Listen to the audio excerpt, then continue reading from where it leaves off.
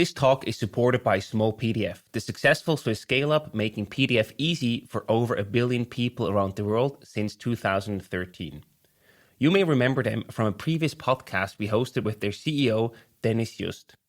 Their mission is to make PDFs and life easy for people across the world, a mission made possible with their 90-plus amazing employees across Zurich, Belgrade, and Barcelona.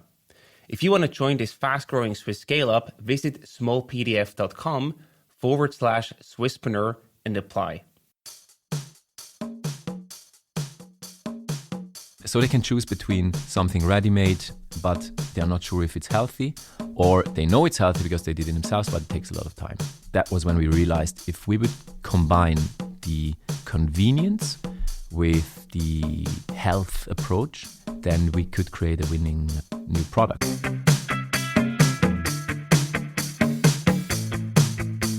Welcome to the Swisspreneur Show, a podcast about startup stories and learnings from experienced entrepreneurs.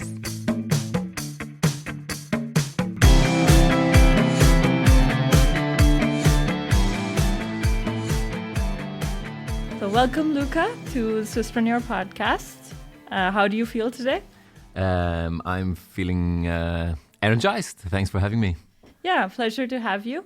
Luca is the co-founder and CMO of Yamo, a company that produces healthy, tasty baby and kids food in organic, local ingredients. So, Luca, you studied marketing and communication at university. And how did at that time you envision your future? Were you already thinking about entrepreneurship? To be honest, not really. I imagined my career pretty similar to lots of others, graduates of any economic studies. I thought I would end up in some big, nice brand, nice big corporation in a cool marketing position or something similar. Mm-hmm. Although looking back, a lot of people have told me, it was clear that you would create something yourself, because already during university you always spoke about business ideas and business plans and things that came to your mind, how you could create a business. And the thing is, I don't really remember that. So I remember more the point that my own thoughts, of course, who were like, I need to become some manager in a big company. But things took a different path. Yeah. So it was like more that, everyone knows this from your peers that you should go and do a great job, but like inside and the way that you were behaving was different, and that's what your friends remember, I guess. My friends remember really those ideas and the more the entrepreneurial side of me. Right. It's interesting that I don't really remember that myself. Do you remember any like projects you did or anything like competitions you did that time? What I remember was always, I remember commuting to university and thinking, what business idea is great and has not been implemented yet? This I remember, right? But I could never have imagined myself taking such a step and actually do something on my own. This I couldn't have never imagined. Okay. So the seeds were already there. It wasn't just planted in some points, yes. Yeah. Okay. And then you went on to work for SodaStream and then Campari Group. And, these were beverages industry. So what made you lean towards that? I think beverages was a coincidence. What I was always interested in was great brands. So also during university, I always choose lections that somehow had something to do with branding. So how to create a nice brand, how to turn around a brand that is not successful. So the power of a brand was always very, very interesting to me. Mm-hmm.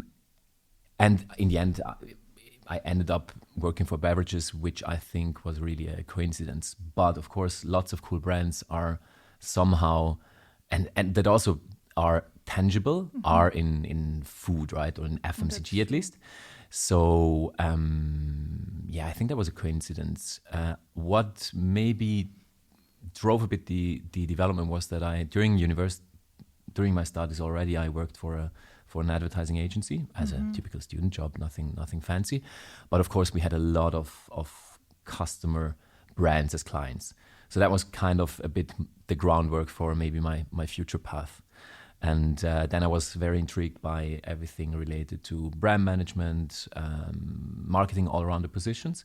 And you usually find those jobs in classic FMCG companies. So that's why I guess I ended up in this kind of business and not something very specific somewhere else. Okay. So, then you went on to found Yamo. And speaking of FMCG, it's also part of an FMCG industry, which is, for our listeners, fast-moving consumer goods industry. Can you tell us a little bit, from the terms of branding, like how does FMCG differentiate from other brands and what really goes into it from that point of view? I mean, if you compare the FMCG companies, the other industries, it's usually brands that create really a difference in how you look at a product. So whether you buy a product from the shelf that has no brand at all versus a company or a product that has created a nice positioning with its own unique brand positioning, that makes a difference. And I believe in FMCG, branding has a major impact on whether you succeed with your product or not. It's not just pricing, it's not just availability, it's also the story that you tell about your brand, whether you create some nice PR messaging out there for the people to follow you, especially in today's world where sustainability becomes more and more important, whether you take a stand in today's society, even in politics. So it's the power of a brand cannot be mentioned enough, I believe. And FMCG as products that are in your daily focus, because you go daily to retailers, you buy your groceries, you're exposed to so many different brands per day. It's super important to stand out. Okay. So for us, it was very important from the beginning to think about how we would create a brand that is very different from everything that is out there already existing and already talking to today's parents. And our mission was really to create something completely new and different that no one would expect from a baby food brand. So would you say that, the values that your brand holds, like that you spoke of sustainability, is super important to also showcase in today's time? I think it is very important. I think a few years ago, it was kind of a differentiator or even a motivator maybe. I think by today, it's more of a hygiene factor. So you cannot afford not being sustainable. While maybe 5 years ago, 10 years ago, it was really something that was setting you apart. If you were taking a sustainable messaging, positioning, then you were something different, right? Yeah. Today, I feel like the customer almost expects it from you.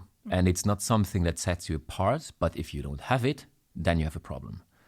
So it's kind of I feel there is a change. So the consumers out there, they expect it, and they would basically not feel positive about you if you would not do anything in that area. But you cannot just with sustainability create a brand today. That I think those times are gone. In the last 5 years, they changed a lot.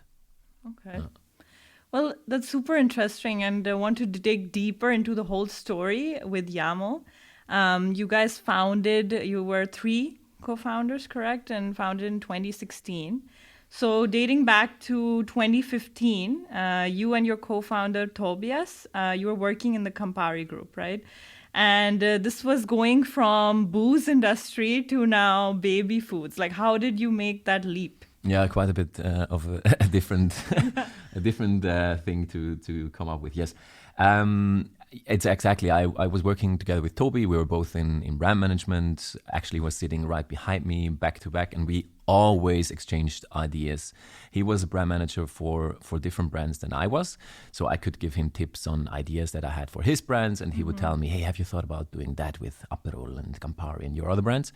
And it was always very fruitful exchange. So I knew that we had a very strong connection and a good professional relationship, so to say.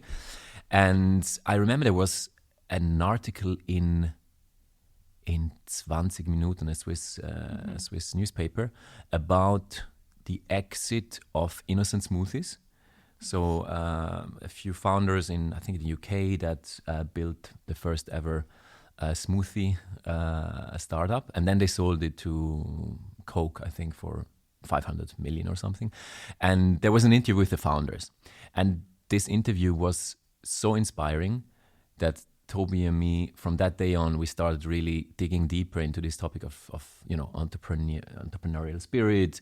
What does it need to become an entrepreneur? It's more than just the idea. It's also the whole, the what mindset do you need to have? How are entrepreneurs different from managers? And that I think that planted a bit the seed in a much more concrete than what, like I told you before, right? There were some ideas, but I never really thought about that. And at that point, we also started exchanging ideas, like business ideas. Could that be a cool opportunity? Could that be something that would make sense? And there was actually one idea that I had back then, something with in fitness and gym, I remember, that I pitched to Toby as fun. And then I saw it a few weeks or months being communicated, actually, again in 20 Minuten from some fancy, famous Swiss sport influencer. Okay. Of course, he had not listened to my pitch, but just coincidentally, this idea that I have was done by someone else. Yeah. And I think maybe that started it all. Like, hey, there are good ideas. It's just really about, let's do it. So that was maybe a bit the beginning of when we realized, hey, there is potential to do something. Okay. And when you were digging into this whole entrepreneurial, mindset, like, did you guys do some kind of trainings as well? Yeah, I think Toby, he did a further education at the University of Lucerne, and one part of his studies were, I think, entrepreneurship. So they had a course of creating business plans, pitching to investors, etc. So everything was in there. And as part of that, he would need to come up with a business idea. I think now I would need to ask Toby again if I remember that correctly. He would need to come up with a business idea and basically then pitch it to some experts. And luckily, our idea of what would now become Yamo back then started at the same time. It's completely different now from his further education. And we then used this basic idea that we had as a start to estimate whether this could become something interesting, just based on the reaction of those entrepreneur experts in his studies. Okay. Because I saw a video of Tobias with this WI forum where I think you had mentioned to me that he did this 1 week training. Was this the one you're referring to? No, that was actually much later. That was when we already had the idea and we took the decision to start working on Yamo, basically. No, before that we really had to come up with the idea first of Yamo. And that happened because I was watching a documentary about veganism in Switzerland, in the Swiss TV, with my back then roommate. And in this TV show, they explained a lot about how the positive effects of being vegan help in your health, energy level, etc. And then I decided to go vegan for a month just to test it because I was super interested in that. So I went to the office and told Toby, hey, I'm doing this vegan month. You want to join?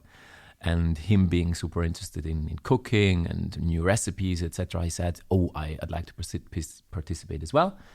And so we did this vegan month. And when you change your your diet basically, suddenly, then you need to look at all of those ingredient lists on the products that you buy, because it's something new, you have no idea. So we had to look at every product that we bought very carefully. Is there anywhere anything from an animal inside an ingredient?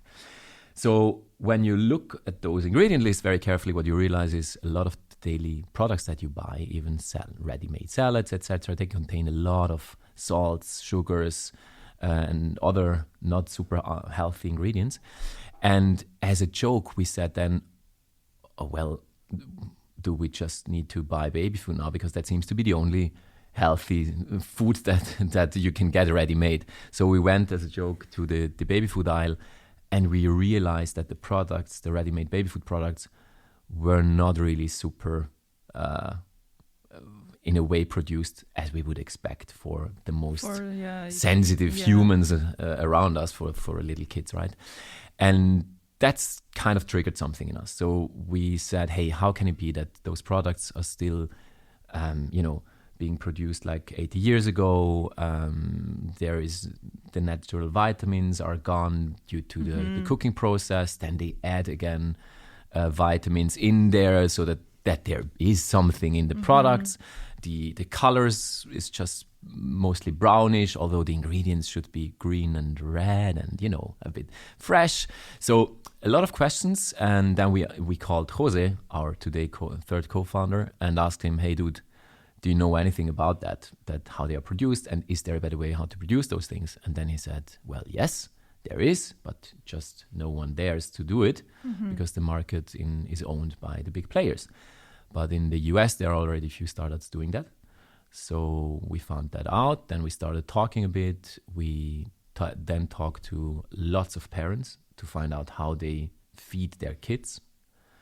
And it was then when we realized, okay, there is a real market opportunity here, because parents, at the one side, they care for really nutritious, healthy recipes that usually they find only when they do it themselves, when they cook the products themselves, or the baby food, I mean.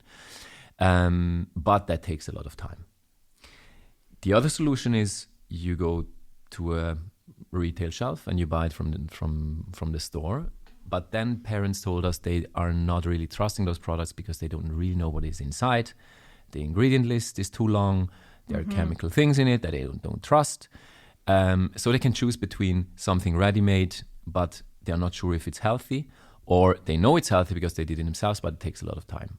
And then that was when we realized if we would combine the convenience with the health approach of like homemade, then we could create a winning new product or new category. And that's how we ended up starting Yamo.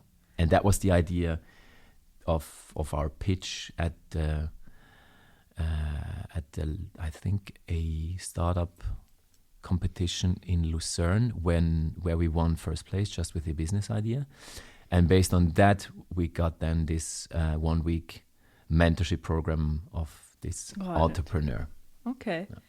Well, I mean, the baby food market is, billions of dollars market worldwide. There's so many products out there. So though you were differentiating yourself because you were using healthier ingredients, how easy or difficult was it in the beginning to kind of, put your product out there and compete with these other products? Of course, much more difficult than we would expect. I think every founder suffers a bit from that and thinks my product is the solution for everything, and everyone was just waiting for it. Of course, that's never true. No, of course, it takes much more time. It takes more money than you originally planned. But we had from the beginning very good press. So because the idea is so tangible, when you talk about it or when you see the product, it just makes a lot of sense, and it's not some difficult crypto thing that no one understands. It's very simple, right? The value proposition is super simple. It's basic. It's fresh baby food, like at home, but you can buy it from the shelf or online. So it's a very simple principle, and it was new in a way that we would shake an entire industry that had not been changing since 80 years. So that premise alone made a lot of news outlets like TV and me and other newspapers aware of us, and they started, they interviewed us and wrote about us. So that was very helpful. It was also very helpful that we started with our own online shop, so we could test things, we could test product recipes, etc., and just later go into retail when we would already had found a bit the ideal recipes and products that really worked. But as usual, things take longer than you expect. So, I mean, it's super interesting to me that 80 years, this, the way that baby food was being produced didn't change. Why do you think that is? I mean, your co-founder Jose also mentioned that, no one has dared to do it yet, to make it healthier.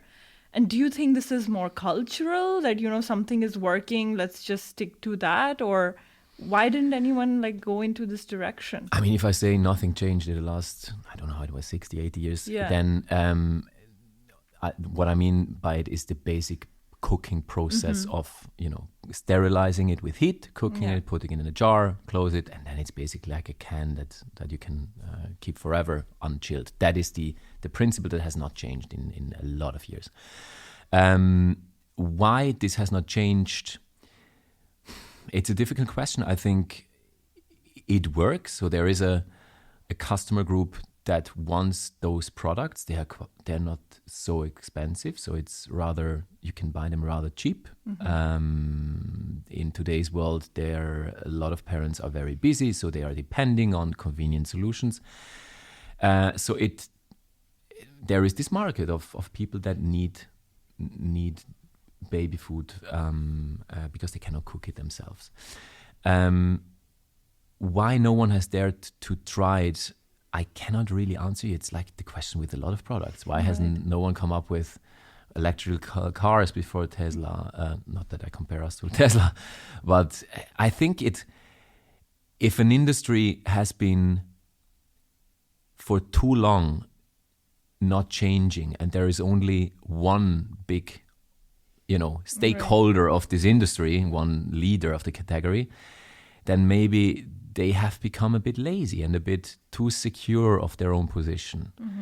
And I mean, you see that often in lots of other industries, right? That the category leader becomes a bit lazy and not really... why change something that works? That really kind works, of right? Exactly. And then it needs someone fresh needs to come with new ideas to shake it up, maybe. Okay. Well, tell us a bit about the ingredients that go into making the baby food products that you started with. Yes, so of course today we know much more than when we started, but it's very basic. The ingredients in the beginning of when your kid shows interest in solid food, you usually start with one ingredient product. So you would either create a carrot puree or a pear puree. And it's very interesting that, for example, in the French part of Switzerland, they would recommend more fruity products first. And then in the German part of Switzerland, they would propose more veggie ingredients in the beginning. So it's very, very interesting that depending on the region where you are, different products are being suggested as an introduction to solid foods.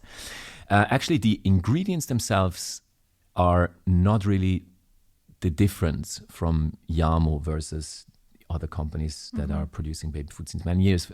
What really differentiates us is the approach to the production technology. So what we do is we don't heat the products up with a lot of heat like the old companies do. They would heat up the products and the cooking process. What happens with the cooking process is, of course, you kill the bacteria and all the things that you don't want to have in the product, so you have a long shelf life. But what happens as well with heat is a few good things are gone as well, like heat sensitive nutrients and vitamins, like vitamin C is, for example, heat sensitive. If you cook a product up 120 degrees, then vitamin C is gone. So that's why they need to add vitamin C afterwards again, so that it is not a product without any vitamins. And that just for us did not really make a lot of sense. So that's why we looked at other production technologies, and we found this high pressure processing technology that was still, when we started in Switzerland, not really known. There was only one machine in all Switzerland. Now there are a bit more.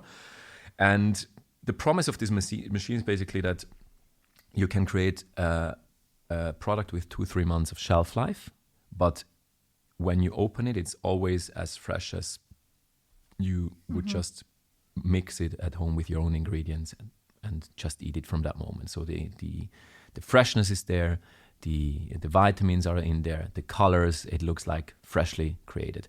And the magic happens with pressure instead of heat. So you can kill bacteria and all of those things that you want in the product also with pressure instead of heat, because bacteria are animals, so they get destroyed with high pressure.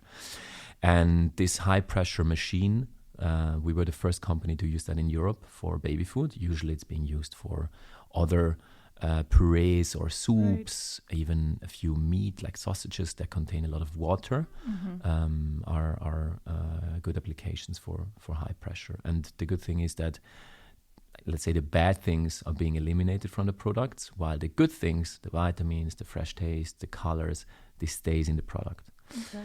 And that was how we created this new category in Europe.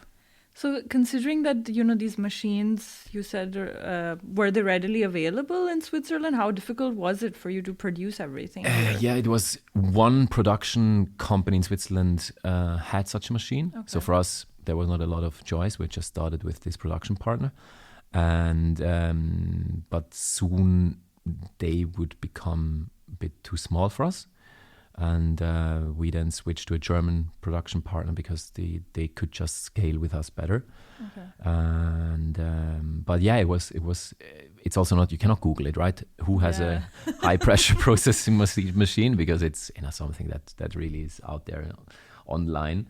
So we needed to enlarge our network quite a bit and talk to many different production people to find out who in Europe owns such machines, because there are not really a lot. And how did this affect your pricing? So you were doing all of this, healthy process of food production, trying to use also really good ingredients, organic and local ingredients. How did that affect the pricing that you had of the products, and how did it compare to the other options that were there in the market? Yes, of course. We, with the production technology that we use, there is more manual work involved, and it's not as standardized as all the other ways of how you can cook products. Also, we use we always use organic ingredients, super fresh, etc., etc. So the product itself is more expensive. Our ambition is to be anywhere of 20-30% more expensive than the competition. We need to ask for higher prices because otherwise it's just not working. But also because we really believe that a certain signaling of a higher price also shows the customer that this is worth more, because it's fresh compared to a shelf stable product. But it's also very interesting, of course, because we, especially in the beginning, we used to buy carrots in an amount, is such a small amount, where if we would need to ask for a reasonable price to be profitable on the first purchase, we would need to ask for 20 francs per cup or something, because we just bought such little amounts that the ingredient prices were very high for us.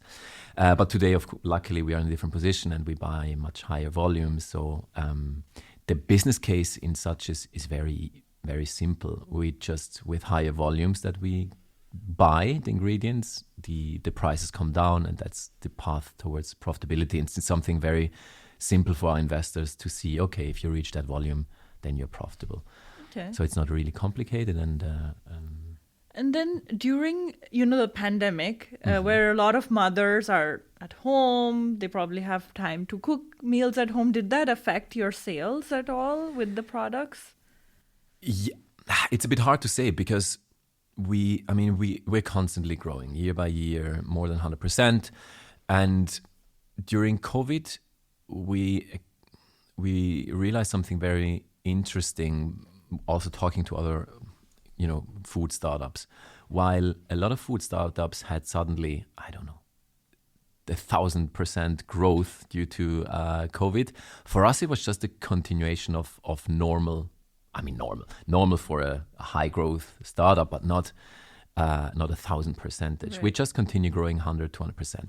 What I believe why this was the case for us, different than for other e-commerce food startups, was that while parents were at home, they had time to cook, and even those they did not have time, they would end up buying things from retail that were shelf stable. Because what did you do? You bought a lot of things to stock up your stash at home, but maybe not really the fresh products, because all fresh things you cook yourself at home. Mm-hmm.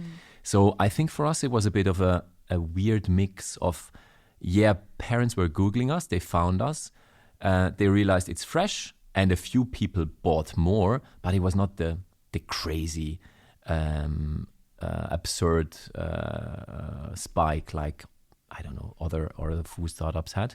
And the good thing for us is also we don't have now a decrease. We don't have that. We just see continuous growth still after the COVID, while a lot of other e-commerce companies, they struggle now with the downturn after the spike. Well, I, looked at your products. I was looking at the ingredients, and it's brilliant. Like, I also saw that you have kids snack bars as well. And I was wondering, like, why not also make food for adults, right? I mean, it's so clean and so healthy. So what was the idea to then go also with the snack bars? We started with baby food. And what we realized after, 1-2 years, is that a lot of parents, when they would basically quit their subscription with us online, they would give as a reason why they were quitting their relationship with us, because, my kid is not a baby anymore. And you only have baby food products. But I would love to have something for later. Do you have, yogurts or cereals or anything healthy? Because then I would continue buying from you, because I really got used to Yamo.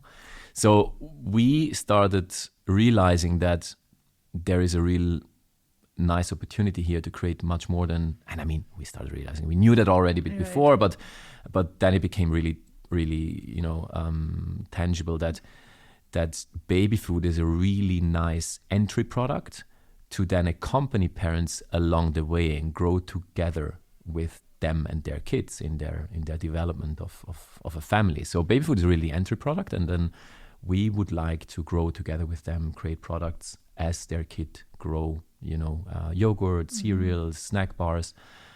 There are so many product categories that today seem just a bit outdated. Yeah. Where really you can disrupt a bit of the whole categories. That's what we aim for. Okay. So there's more products that we can look out for. We will definitely bring some new products to the market, yes. Okay. Another interesting thing that I loved was the celebrity names that you had a fun spin on for the products, the baby products. Look, how did you come up with that, and how successful was it to go with this idea? Contrary to popular beliefs, we were not drunk when we came up with the first product names.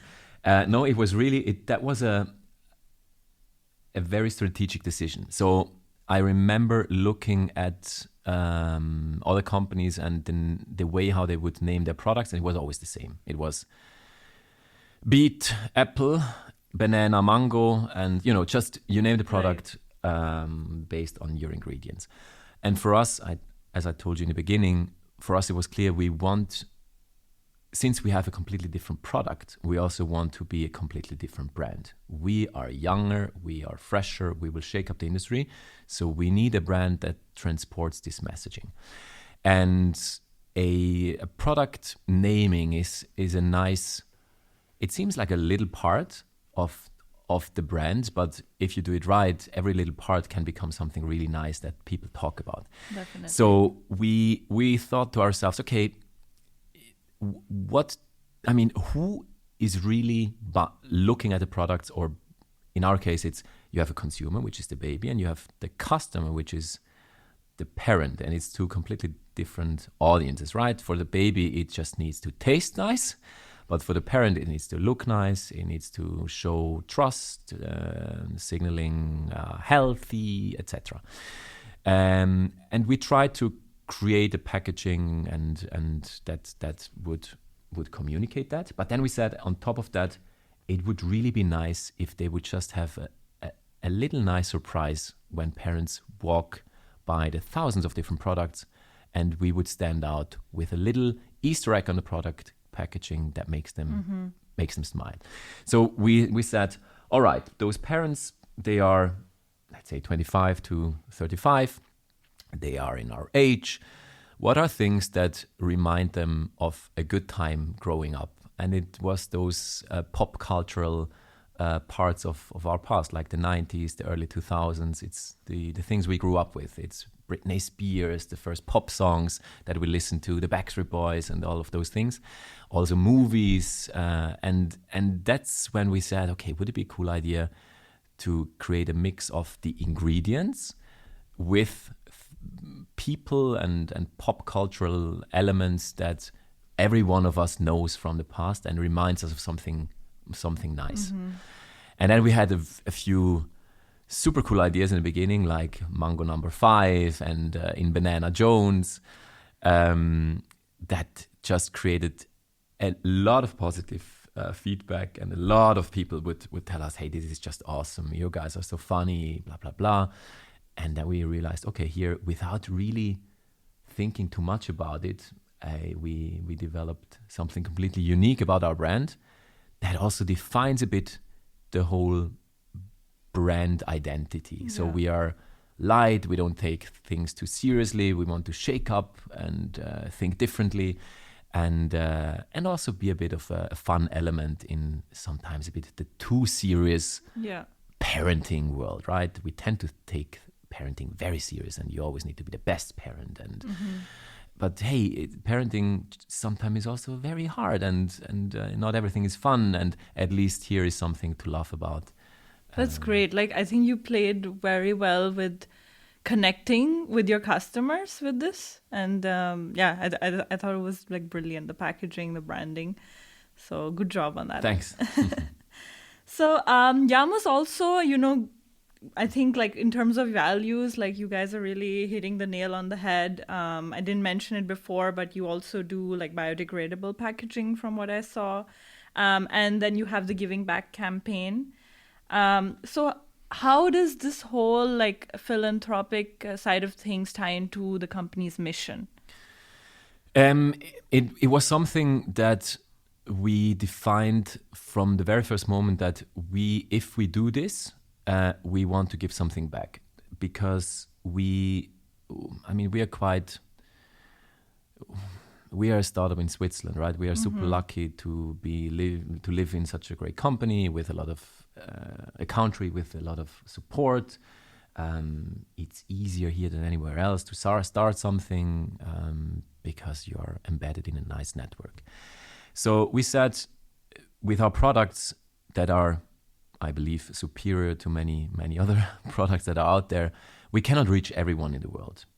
And we cannot give this added value to people all around the globe. We're just limited with our distribution. So we could do something else that everyone profits from. And that was very, very important to Toby, José, and me. So we decided that we will do different projects from the very beginning, and find out along the way what is it that makes the most sense for us. So, for example, in the beginning, we helped kids in rural India that are don't have the best nutrition because they cannot afford food, they are malnourished, etc. So we would, for every product that we sold, we would, I think, if I remember correctly, we would gift one meal to a kid in rural India with a partner that was Welthungerhilfe, so the World Hunger Help. Unluckily, due to COVID, this program was stopped by the Welthungerhilfe because they could not access rural India anymore. Okay. So we had to find something new that we would want to support. And by then we had also grown a bit already. And we realized that there are a few sides of our packaging that we can really create a much better solution than what is today out there. So, for example, we have today, as you mentioned, biodegradable snack bar foil. So instead of plastic, we use a cellulose material that you can literally put in soil, and it dissolves in 180 days, becomes soil. But there are a few products that we have where this is not possible today. For example, the pouches, they are still plastic. You can recycle them, but you cannot, biodegradable is not possible yet today. So we are still dependent on plastic. And now it's something that we need to do, but we would like, of course, to do something else. And actually, we are working on a project where we might become the first company in Europe to actually have biodegradable pouches, but it's still a bit look in the future. So we said, okay, what could we do to solve this, let's say, this a bit dilemma that we are adding plastic to the food industry. So we teamed up with another company and said, okay, we would like for every product that we sell to take plastic out of the environment.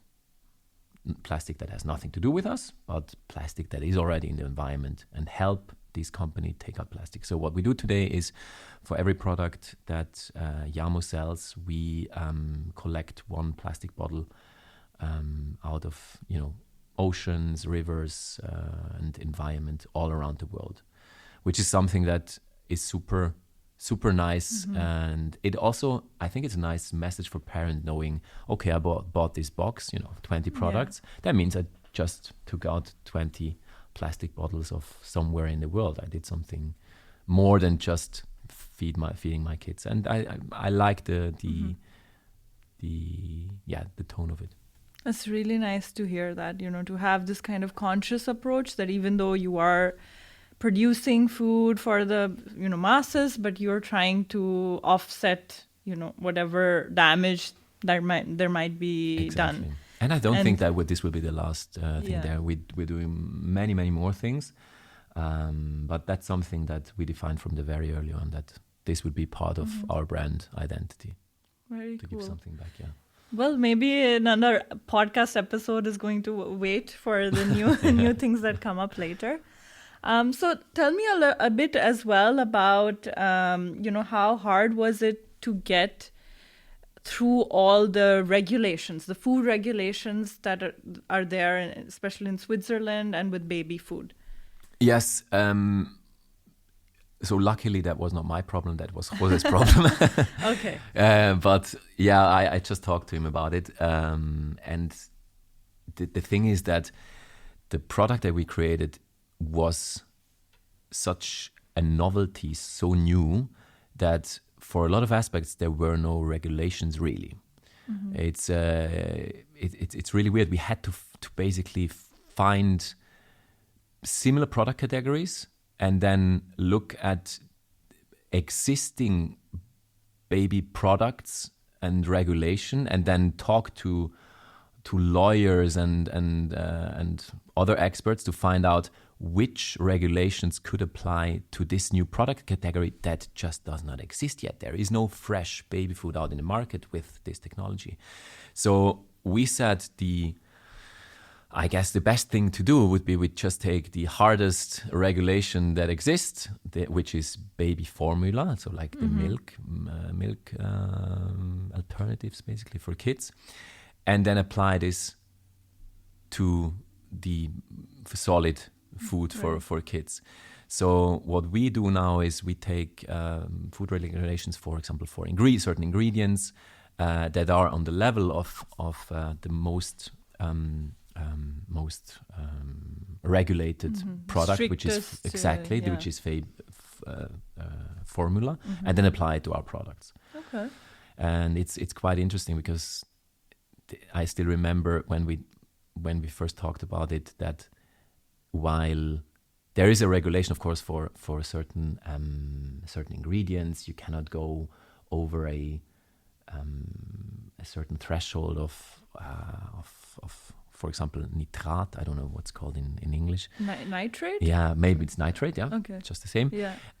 So for a baby food product, there is a threshold of, I don't know, I say now something 20 milligrams or something, that you cannot go higher.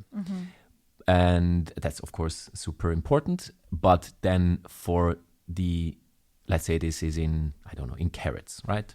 So if we have a carrot for our products in our ingredient list that has more than 20 milligrams of nitrate, I'm just saying something now, then that we could not use.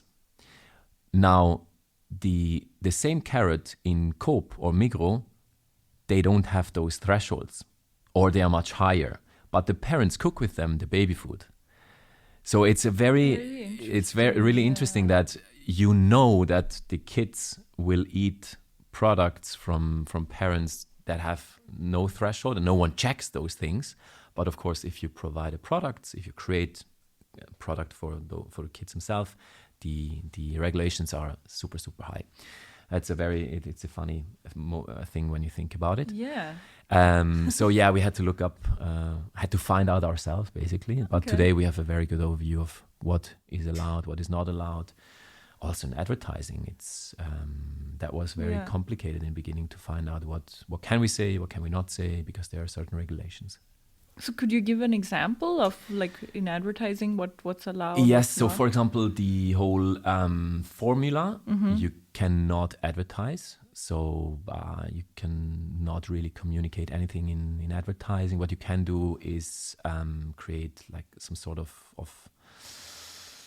advertorials, tests. We tested different. There was a test of different baby formulas, and those are the results. But you cannot create classic advertising. Okay. So it's a product category that is very difficult for a new brand to step into, because the existing big brands, they have, let's call them sales reps, experts. They talk to midwives and to doctors that later then recommend their products again. So basically, you build up a relationship with the midwives and the doctors who have the first word to say in when parents grow up, and then they recommend products from certain brands. Now for baby food, it's different. For baby food, there are less regulations, so you can advertise.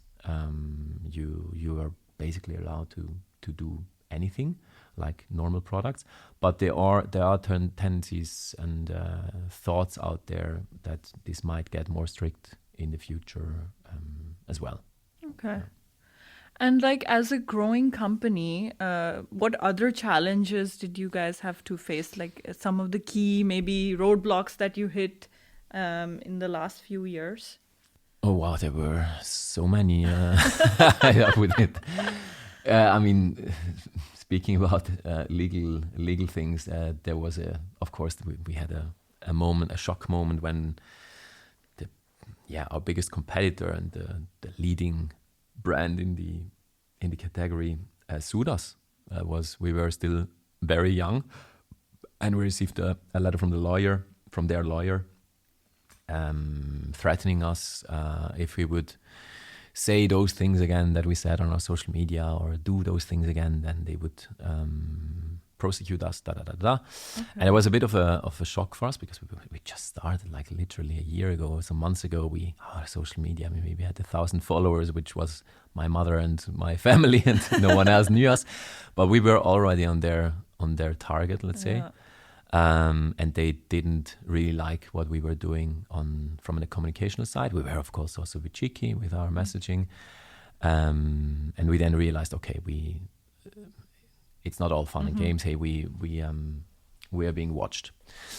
So that was a moment of shock. But then we overcame it, and I think it even helped the team a lot in the end, to realize, hey, we are strong together, we can make it. Because what followed up was then after the first a bit they had an issue with our communication, with our advertising, which was a bit too aggressive maybe. And today I can say, okay, it was also a bit cheeky. But then they brought it on a whole other level because they basically told us that we would not be allowed to sell those products because they are so new that they would need to go through the novel food regulation, which means you would need to go to a 2 years process of finding out whether you can sell those products or not. And to us, that was pretty ridiculous because there are many other companies using the same technology, this high pressure processing, for other products. Like Coke uses it for smoothies and so to make smoothies more shelf stable. And we also won in the end, so that was very good. But for 1-2 years, everything was up in the air. We didn't know whether we would really win, and if they would have won, then we would have needed to stop selling those products. So that was kind of a moment where not just us, but also the team, investors, were waiting for the decision in the trial, and luckily, we won, which was a super nice turn. So maybe this isn't a good example of hurdles that you don't expect, and it's just it's just a distraction because of course you have the usual things, right? You don't grow for a while, you start panicking. Then you start realizing, we need new funds.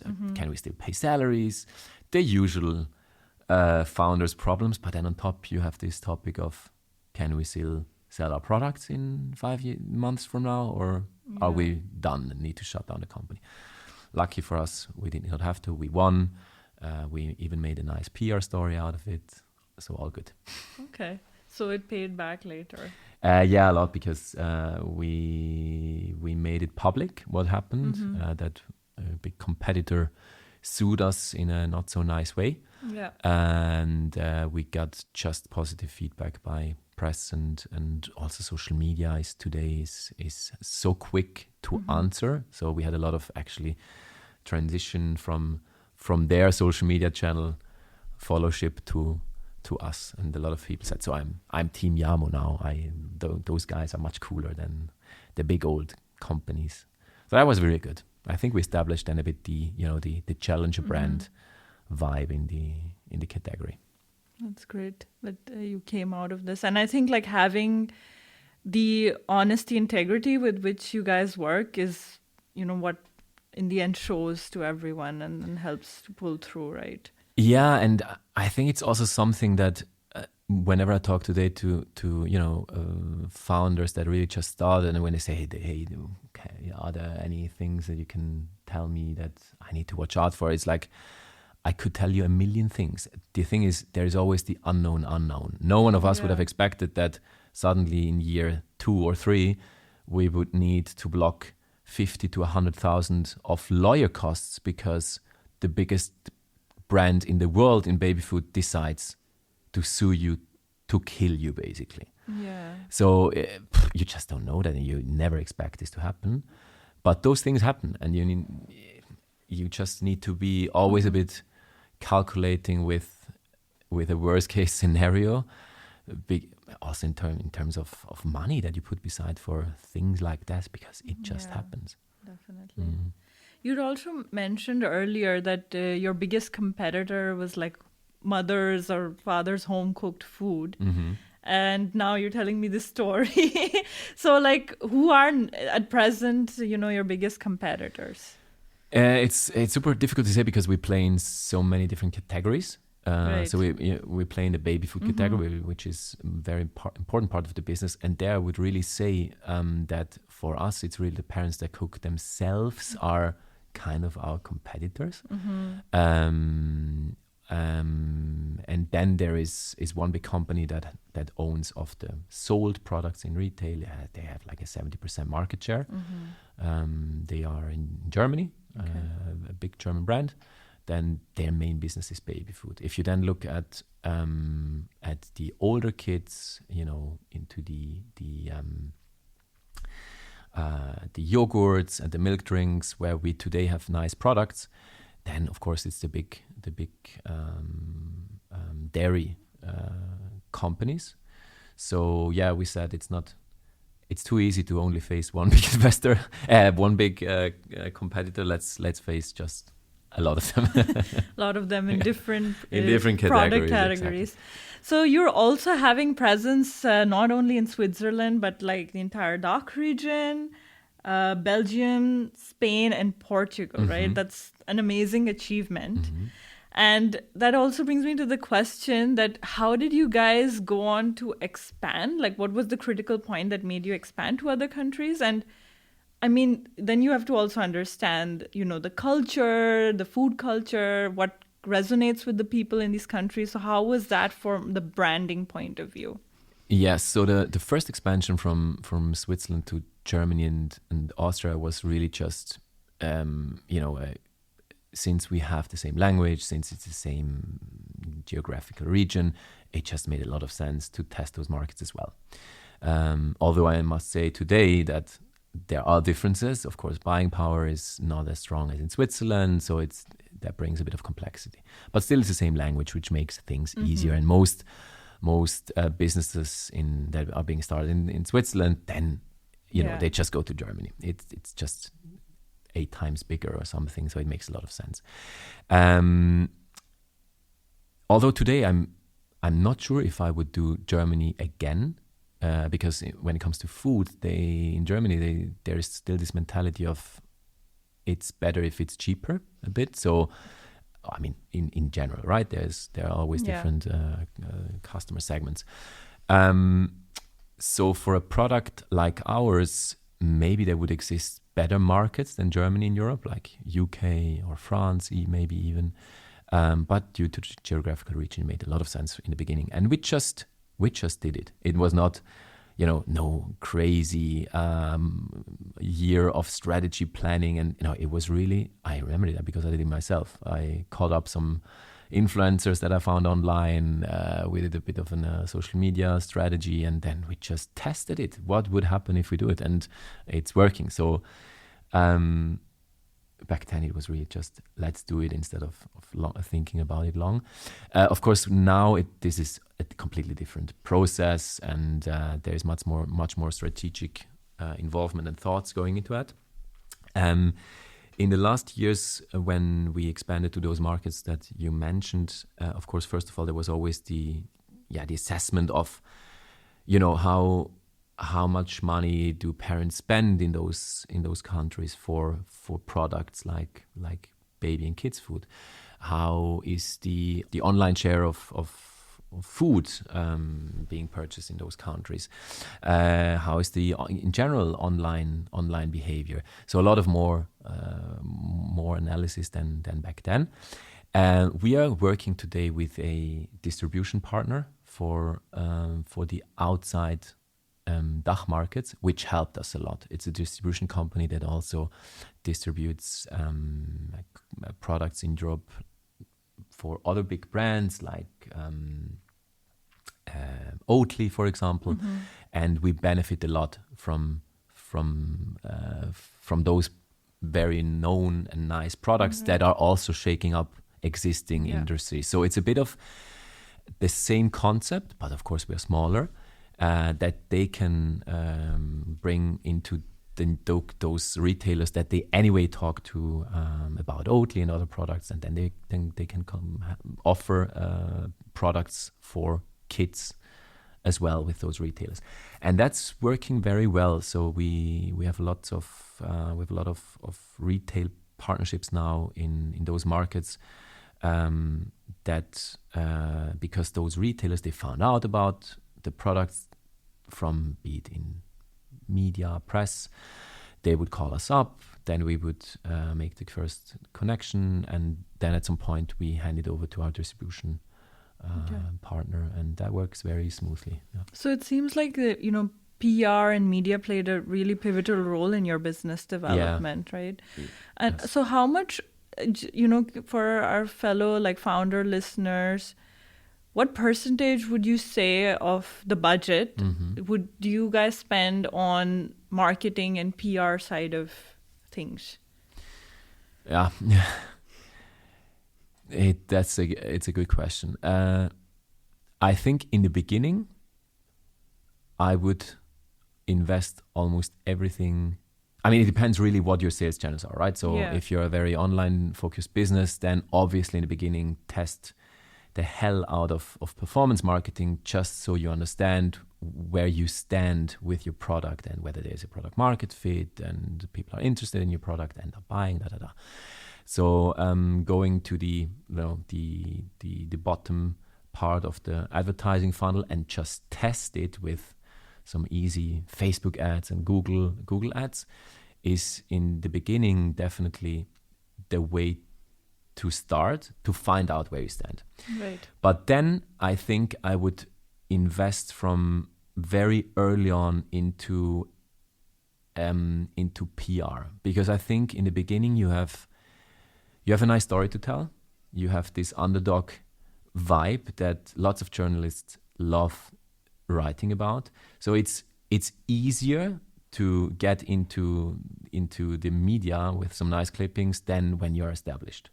So the founder story is super nice. Everyone wants to know why, everyone wants to read about this, their garage store, how did you start the business, etc. So you have this disadvantage, and you need to play this in the beginning. Be honest, show your face, who you are, what's your mission, etc. In the beginning, everyone loves writing about that. At some point, you grow out of it, and then it becomes more difficult to create clippings. So in the beginning, what helped us a lot was really PR and who we are, what our products are, the benefits, etc. And this is, as an established company, no journalist wants to write about products, and this is now the better product than that. So in the beginning, you need to leverage that. So I would invest into this, whether this means money or just resources. So for the beginning, I was just a PR guy, for example, creating the brand and then talking to journalists in Germany and Switzerland. But I think that's how you need to start. And then you start shifting the allocation of the budget and create a bit of a mix of performance marketing. Of course, you need to invest because you need to grow and start selling at some point. But what you cannot forget is to feed the top part of the advertising funnel, which is you need to create awareness. Your customers need to be aware of you, and that's when PR helps. That's when classic advertising, as you know it, in magazines, in whatever works for your product. There's a single solution for everyone. It depends on what kind of products you sell. But I can fairly say that we tried it all, and we know today what works and what does not work. Okay. Well, seem to be doing a great job there. So talking about where to next, right?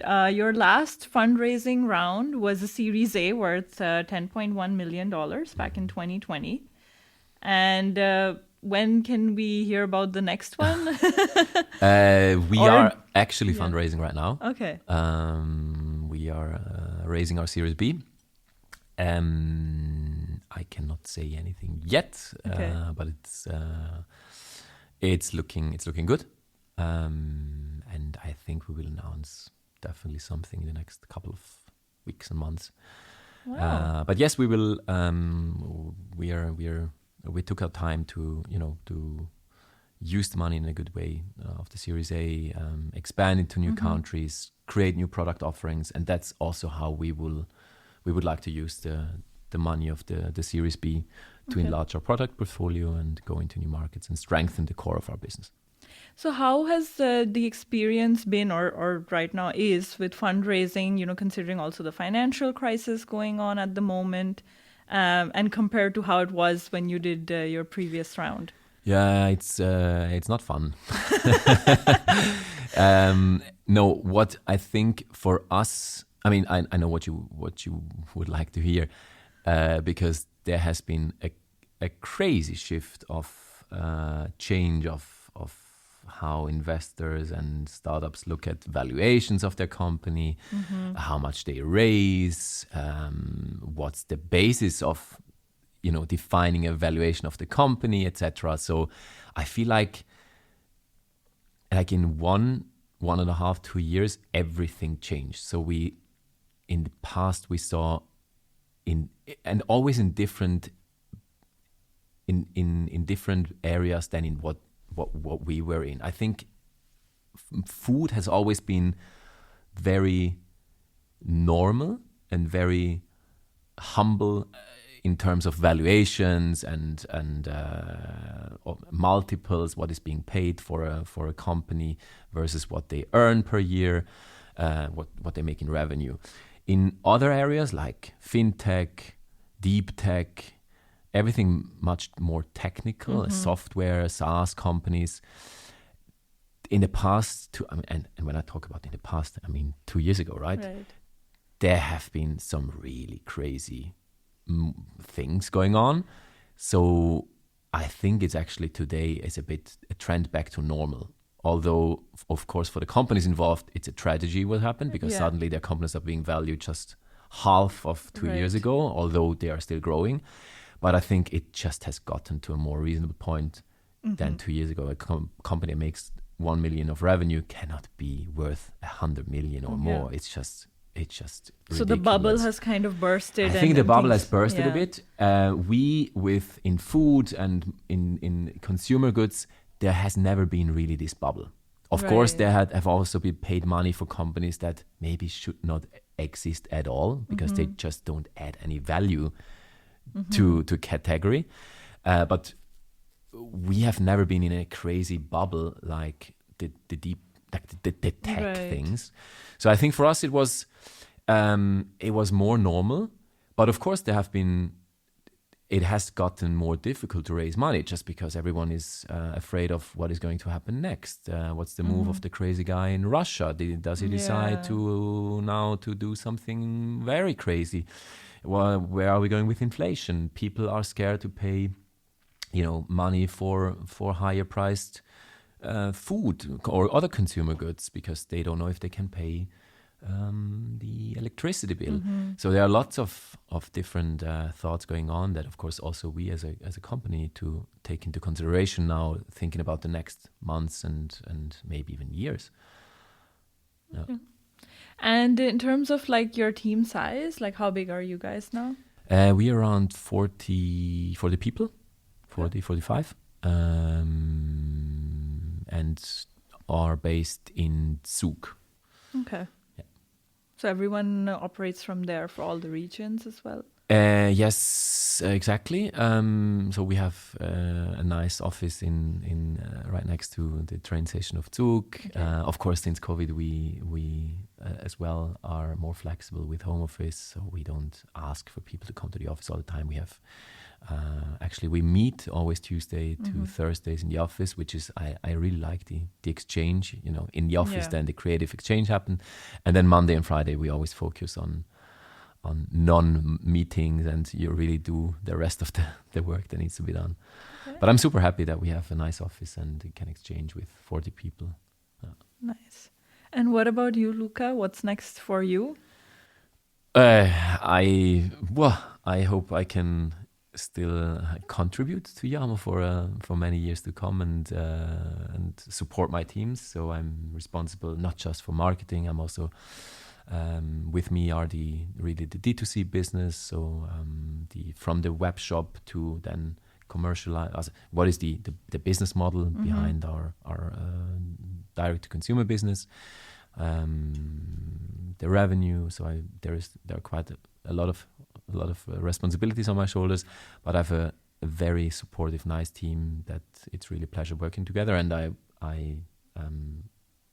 want to grow together with the teams, also as a founder and as a manager. In the end, it was the first time that I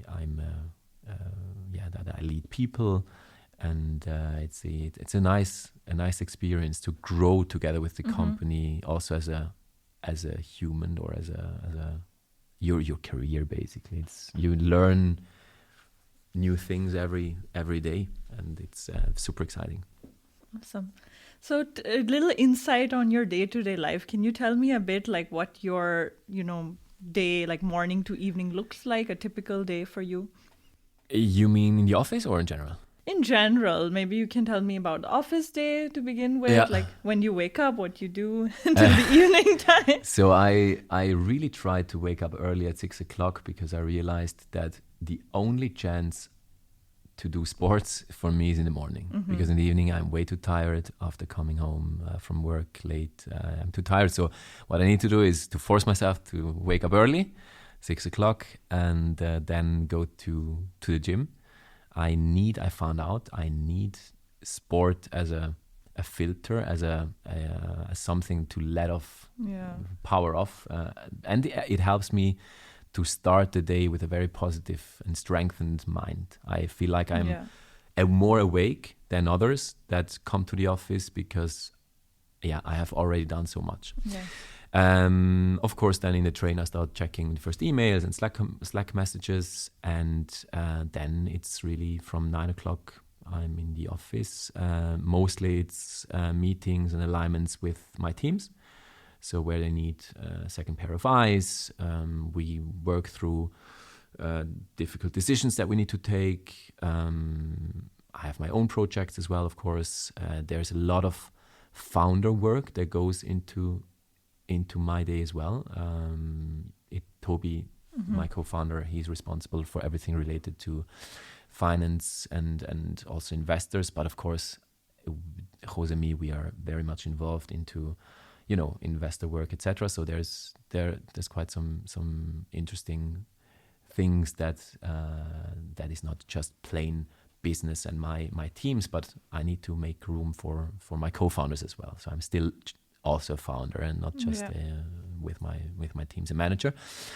In the evening, then I tried lately to stop working at reasonable hours. When I mean reasonable, that is more towards 8ish, to go home and then still have a bit time at home. Because what I realized is when I come home at 10, that is not super helpful for me, because what happens then is I somehow need to eat something, and I then either eat crappy things because I don't want to waste 1 hour in the kitchen and then go to sleep. So I either eat not fast food, but things that are easily prepared. But still, if you eat quickly, then it's 11 already, and then it's already bedtime, and you didn't have time for friends, for anything, for yourself, nothing. So what I try to do is go home a bit earlier, take time for myself, 1-2 hours, eat something, call up friends, whatever helps me, to calm down. And then I check again new things that happened maybe in the meantime, or last calls in the day, and that's actually something that works for me quite well. So I try to go to bed between 11 and 12, so I get my 6-7 hours of sleep. That works for me. Okay, well, as long as you're able to manage everything well, so it looks like it took a lot of time. It took a lot of time.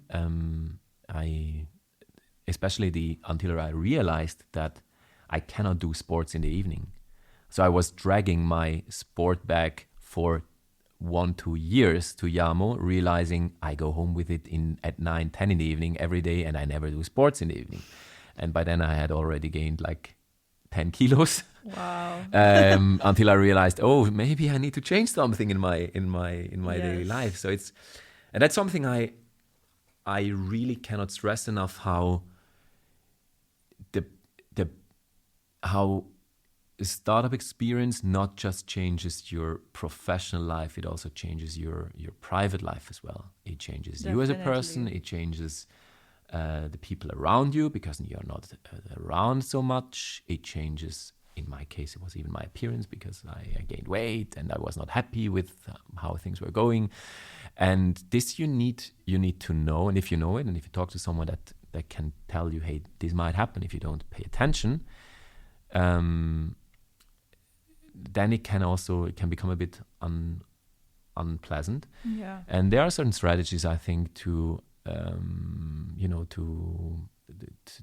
avoid such developments. I would today, for example, tell everyone that starts his business, never lose the things that were important to you before founding a startup. Mm-hmm. Whether it's sport, whether it's reading, everything that gives you energy will also afterwards give you energy, and you will need this energy. So stick to those habits that were positive for you before the startup, because you will be even much more depending on them afterwards, because you will have less energy in general. So you need to regain, stick to those things, exactly. Rejuvenate from someplace. Exactly. And I got lost for a bit, and then gained it. Helpfully, I gained it back. Well, glad you're back on track again. Yes. And so, resources and gadgets recommendations for our listeners. Is there anything like books or anything you've read recently, or any gadget that you use that really helps you through the day? Oh, not really gadgets. Books helped a lot. I like. I really love founders' stories. So I love the story of the founder of Nike, where he explains how he built up his business and how difficult it sometimes is, because you can really resonate.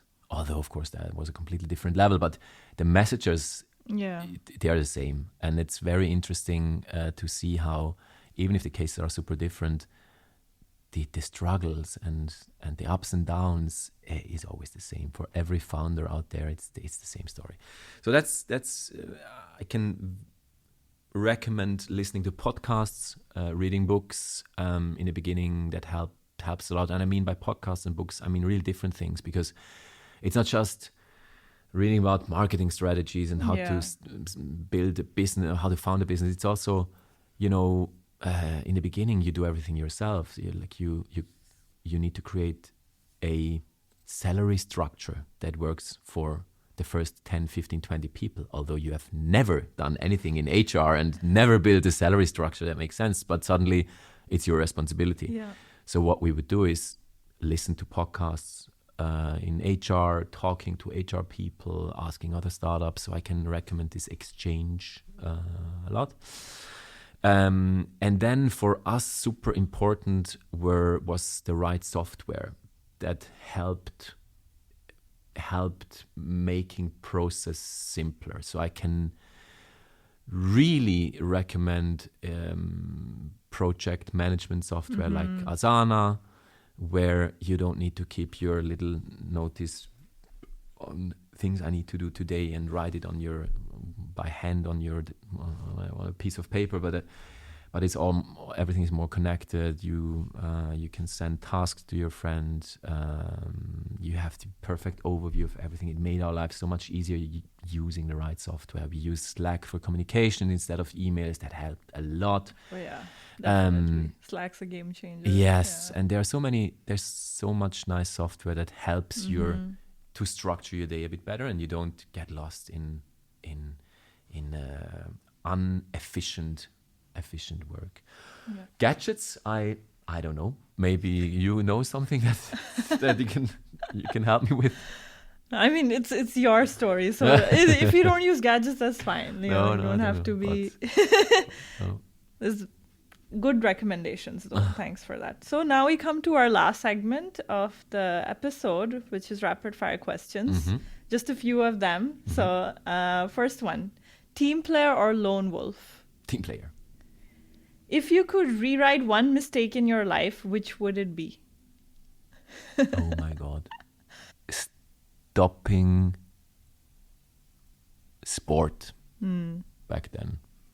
That was a big mistake. I would rewrite today. Okay. Where would you be now if it wasn't for Yamo? I guess I would be in a big FMCG company somewhere in a marketing position in middle management. Okay. And since Yamo is a baby and kids food brand, aspiring dad or child-free forever? Aspiring dad. All right. Well, thank you so much, Luca. It was a pleasure to speak with you. Lots of great insights, and I hope our listeners as well enjoy this episode. Thanks a lot for having me. It was a real pleasure talking to you.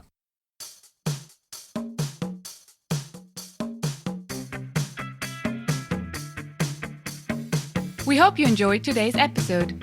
If you did, you can support us by rating our show on Apple Podcasts. This way, we can reach an ever-growing number of aspiring entrepreneurs.